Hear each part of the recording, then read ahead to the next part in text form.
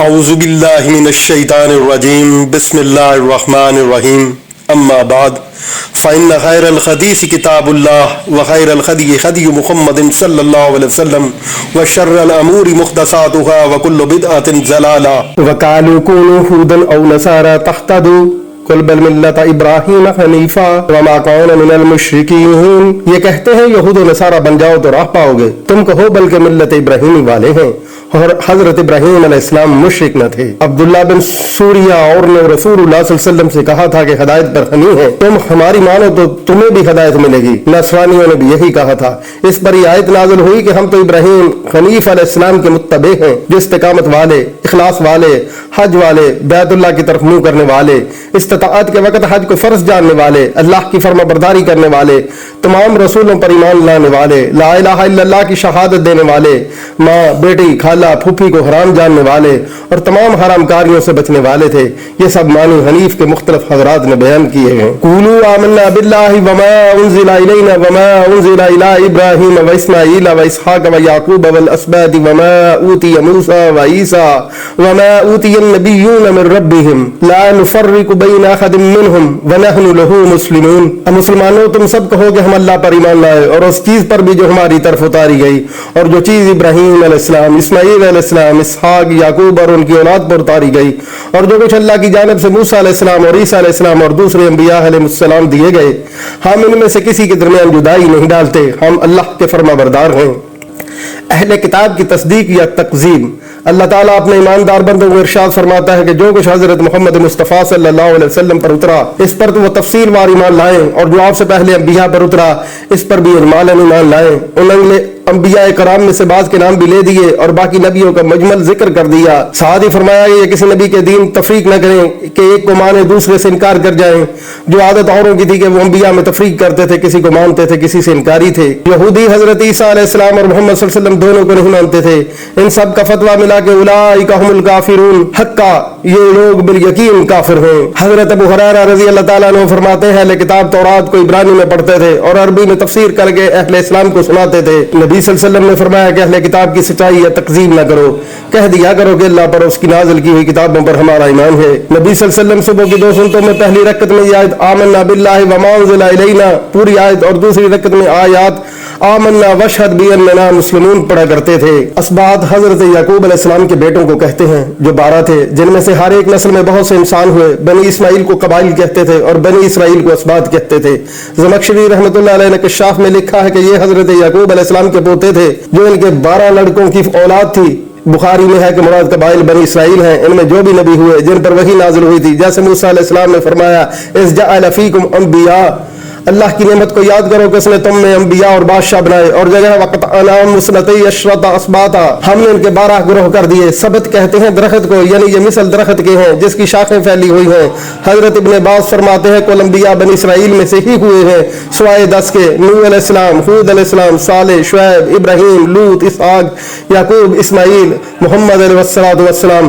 سبت کہتے ہیں اس جماعت اور قبیلے کو جن کا مورث اعلیٰ اوپر جا کر ایک ہو۔ ہمیں تورات و انجیل پر ایمان رکھنا ضروری ہے، لیکن عمل کے لیے صرف قرآن و حدیث ہی ہے۔ فَإِنْ آمَنُوا بِمِثْلِ مَا آمَنْتُمْ بِهِ فَقَدِ اهْتَدَوْا وَإِنْ تَوَلَّوْا فَإِنَّمَا هُمْ فِي شِقَاقٍ فَسَيَكْفِيكَهُمُ اللَّهُ وَهُوَ السَّمِيعُ الْعَلِيمُ صِبْغَةَ اللَّهِ وَمَنْ أَحْسَنُ مِنَ اللَّهِ صِبْغَةً وَنَحْنُ لَهُ عَابِدُونَ قُل تُحَاجُّونَنَا فِي اللَّهِ وَهُوَ رَبُّنَا وَرَبُّكُمْ وَلَنَا أَعْمَالُنَا وَلَكُمْ أَعْمَالُكُمْ وَنَحْنُ لَهُ مُخْلِصُونَ أَمْ تَقُولُونَ إِنَّ إِبْرَاهِيمَ وَإِسْمَاعِيلَ وَإِسْحَاقَ وَيَعْقُوبَ وَالْأَسْبَاطَ كَانُوا هُودًا أَوْ نَصَارَىٰ قُلْ أَأَنْتُمْ أَعْلَمُ أَمِ اللَّهُ وَمَنْ أَظْلَمُ مِمَّنْ كَتَمَ شَهَادَةً عِندَهُ مِنَ اللَّهِ وَمَا اللَّهُ بِغَافِلٍ عَمَّا تَعْمَلُونَ۔ اگر وہ تم جیسا ایمان لائیں تو راہ پائیں، اور اگر منہ موڑے تو خلاف میں ہیں۔ اللہ تعالیٰ ان سے تجھ کو ان قریب کفایت کرے گا، وہ خوب سننے والا جاننے والا ہے۔ رنگ دیا اللہ نے اپنے رنگ میں، اور اللہ سے زیادہ اچھا رنگ کس کا ہوگا؟ ہم تو اسی کی عبادت کرنے والے ہیں۔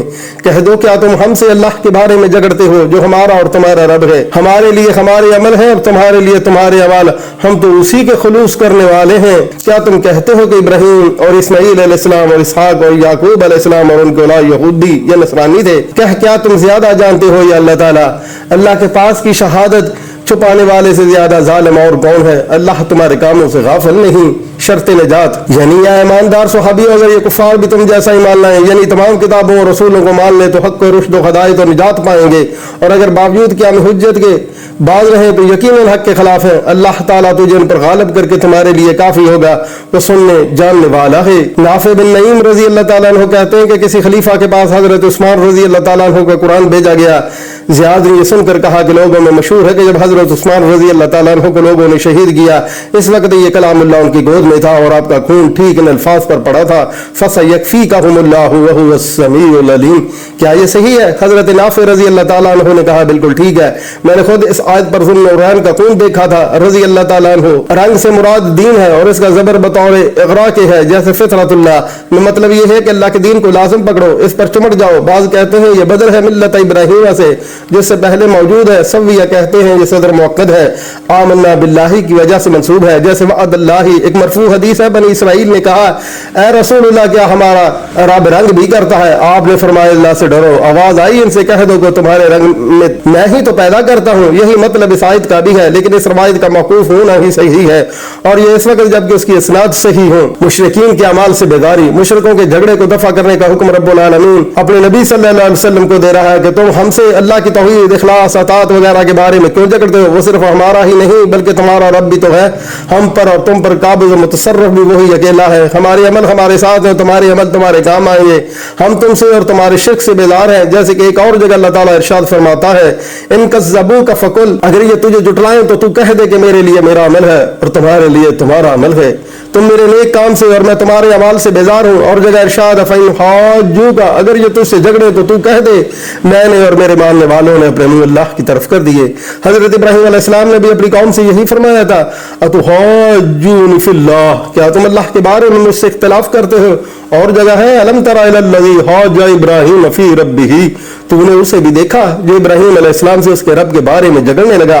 پس جہاں ان جھگڑالو لوگوں سے کہا گیا ہے کہ ہمارے اعمال ہمارے لیے اور تمہارے لیے، ہم تم سے بیزار تم ہم سے الگ، پس یہاں ان جھگڑالو لوگوں سے کہا گیا کہ ہمارے اعمال ہمارے لیے اور تمہارے لیے، ہم تم سے بیزار تم ہم سے الگ، ہم عبادات اور توجہ میں اخلاص اور یکسوئی کرنے والے لوگ ہیں۔ پھر ان لوگوں کے دعوے کی تردید ہو رہی ہے کہ حضرت ابراہیم علیہ السلام نہ تو یہودی نہ نصرانی، تم یہودی ہو یا نصرانی ہو، کیوں یہ باتیں بنا رہے ہو؟ کیا تمہارا علم اللہ سے بھی بڑھ گیا ہے؟ اللہ نے تو صاف فرما دی ہے ما کان ابراہیم یہودی ولا نصرانی ولکن کان حنیفا مسلما وما کان من المشرکین۔ ابراہیم علیہ السلام نہ تو یہودی تھے نہ نصرانی نہ مشرک بلکہ خالص مسلمان تھے۔ ان کا حق کی شہادت کو چھپا کر بڑا ظلم کرنا یہ تھا کہ اللہ کی کتاب جو ان کے پاس آئی اس میں انہوں نے پڑھا کہ حقیقی دین اسلام ہے، محمد اللہ کے سچے رسول ہیں۔ ابراہیم علیہ السلام، اسماعیل علیہ السلام، اسحاق، یعقوب وغیرہ یہودیت اور نصرانیت سے الگ تھے، لیکن پھر نہ مانا، اور اتنا ہی نہیں بلکہ اس بات کو بھی چھپا دیا۔ تلک امۃ قد خلت لها ما کسبت ولکم ما کسبتم ولا تسألون عما كانوا يعملون، یہ امت جو گزر چکی ہے، جو انہوں نے کیا ان کے لیے ہے اور جو تم نے کیا تمہارے لیے، تم ان کے اعمال سے سوال نہ کیے جاؤ گے۔ پھر فرمایا تمہارے اعمال اللہ سے پوشیدہ نہیں، اس کا محیط علم سب چیزوں کو گھیرے ہوئے ہے، وہ ہر بلائی اور ہر برائی کا پورا بدلہ دے گا۔ یہ دھمکی دے کر پھر فرمایا کہ یہ پاک باز جماعت تو اللہ کے پاس پہنچ چکی، تم جب ان کے نقش قدم پر نہ چلو تو صرف ان کی اولاد میں سے ہونا تمہیں اللہ کے ہاں کوئی عزت و نفع نہیں دے سکتا، ان کے نیک اعمال میں تمہارا کوئی حصہ نہیں اور تمہاری عبادت اعمالیوں کا ان پر کوئی بوجھ نہیں، جو کرے سو بھرے۔ تم نے جب ایک نبی کو جھٹلایا تو گویا تمام انبیاء کو جھٹلایا، بالخصوص وہ لوگ ہو جو بھی آخر الزمان صلی اللہ علیہ وسلم کے مبارک زمانہ میں ہو، تم تو بڑے ہی وبال میں آ گئے۔ تم نے تو اس نبی کو جھٹلایا جو سید الانبیاء ہے، جو ختم المرسلین ہے، جو رسول رب العالمین ہے، جن کی رسالت تمام انسانوں اور جنوں کی طرف ہے، جن کی رسالت کے ماننے کا ہر ایک شخص مکلف ہے۔ اللہ تعالیٰ کے بے شمار درود و سلام آپ صلی اللہ علیہ وسلم پر نازل ہو اور آپ صلی اللہ علیہ وسلم کے سوا تمام انبیاء کرام پر بھی۔